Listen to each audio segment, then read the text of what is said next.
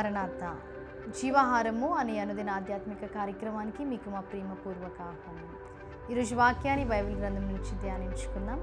నిర్గమకాండము 15వ అధ్యాయము 25వ వచనం. అతడు యెహోవాకు మొరపెట్టెను, అంతట యెహోవా అతనికి ఒక చెట్టును చూపెను. ఇక్కడ మనము చూచినట్లయితే 15వ అధ్యాయము 22వ వచనము నుంచి 26వ వచనం వరకు కూడా మనము చూచినట్లయితే ఇక్కడ ఇశ్రాయేలీయులు ఆ ఎర్ర సముద్రమును దాటి ఉన్నాక వారు ఒక అరణ్యములోనికి వచ్చి ఉన్నారు. ఆ అరణ్యములో 3 దినములు వారు గడిపి ఉన్నారు. మరి అక్కడికి వారు వచ్చినప్పుడు వారికి త్రాగడానికి నీళ్లు లేవు.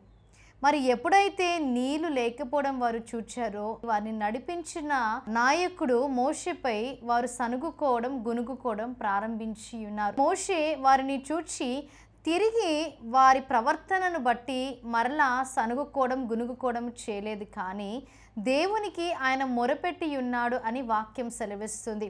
ఎప్పుడైతే దేవునికి మొరపెట్టి ఉన్నాడో ఆయనకి దేవుడు ఒక సమాధానము దయచేసి ఉన్నాడు. మన జీవితాలలో కూడా చాలాసార్లు సనుగుకునే వారముగా గునుగుకునే వారముగా మనం ఉంటాం. మన జీవితంలో ఏదైనా కార్యము జరగలేదు, మనం ఏదైనా వెతుకుచున్నాం, అది దొరకలేదన్న సమయంలో, లేకపోతే మనం ఏదైనా ఎదురు చూస్తున్నాం, ఆ కార్యము జరగలేదన్న సమయంలో వెంటనే విసుగుదల అనేది మనకి వస్తుంది. అనేకుల మీద మనము సనుగుకునే వారముగా గొనుగుకునే వారముగా ఉంటాం. అట్లు చేయడం వలన ఎటువంటి ప్రయోజనం లేదు. అక్కడ ఇశ్రాయేలీయులు సనుగుకున్నారు, గొనుగుకున్నారు, కానీ దాని వలన ప్రయోజనం రాలేదు. కానీ ఎప్పుడైతే మోషే దేవునికి మొరపెట్టి ప్రార్థన చేసి ఉన్నాడో దేవుడు ఆయన ప్రార్థనను ఆలకించి ఉన్నాడు. అక్కడ నీళ్ళని మనం చూచినట్లయితే చేదైన నీరుగా ఉన్నాయి, అందుకే అక్కడ మారా అని రాయబడి ఉంది.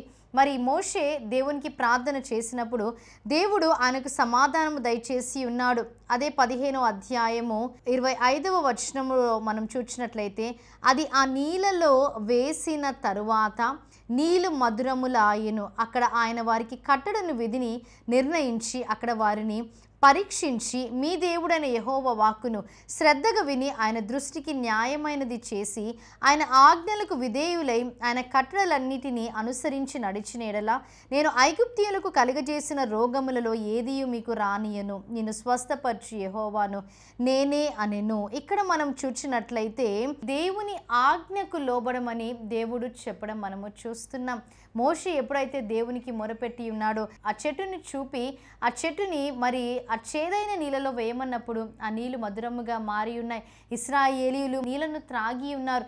కాబట్టి మరి మనము మొరపెట్టే వారముగా ఉండాలి. మన పరిస్థితి ఎలా ఉన్నా సరే సనుగుకునే వారముగా గునిగుకునే వారముగా మనం ఉండకుండా దేవునికి మొరపెట్టినప్పుడు దేవుడు మన ప్రార్థనలో ఆలకించి మోషేకి ఎటువంటి జవాబునైతే దేవుడు దయచేశాడో మనకి కూడా ఆ విధమైన జవాబుని దేవుడు దయచేసే దేవుడిగా ఉన్నాడు. ఇటు వాక్య వర్తమానాన్ని దేవుడు మీ వినికిడిలో హృదయంలో భద్రపరిచి దీవించి ఆశీర్వదించునుగాక. ఆమేన్. ప్రార్థన చేసుకుందాం. మహాగణుడా, మహోన్నతుడా, పరిశుద్ధుడా, మీకు స్తుతులు స్తోత్రాలు తండ్రి. దేవా, వాక్యము ద్వారా మాతో మాట్లాడి ఉన్నారు. దేవా, ఇశ్రాయేలీయులు సనుగుకునే వారుగా గొనుక్కునే వారుగా ఉన్నప్పటికీ మోషే మీ వైపు చూచినప్పుడు తండ్రి మారాని మధురముగా మీరు మార్చి ఉన్నారు తండ్రి. దేవా, అటువంటి స్థితిలో ఎవరైనా ఉన్నట్లయితే తండ్రి చేదైన వారి జీవితాలని మధురముగా మీరు మార్చివేయండి తండ్రి. సనుగుకునే వారుగా గొనుగుకునే వారుగా కాకుండా మీకు మొరపెట్టే వారుగా ప్రతి ఒక్కరిని మీరు తీర్చిదిద్దండి. యేసుక్రీస్తు నామములో అడిగి వేడుకుంటున్నాం ప్రియ పరలోకపు తండ్రి. ఆమేన్. మరణాత. దేవుడు మిమ్మల్ని అందరినీ దీవించి ఆశీర్వదించును.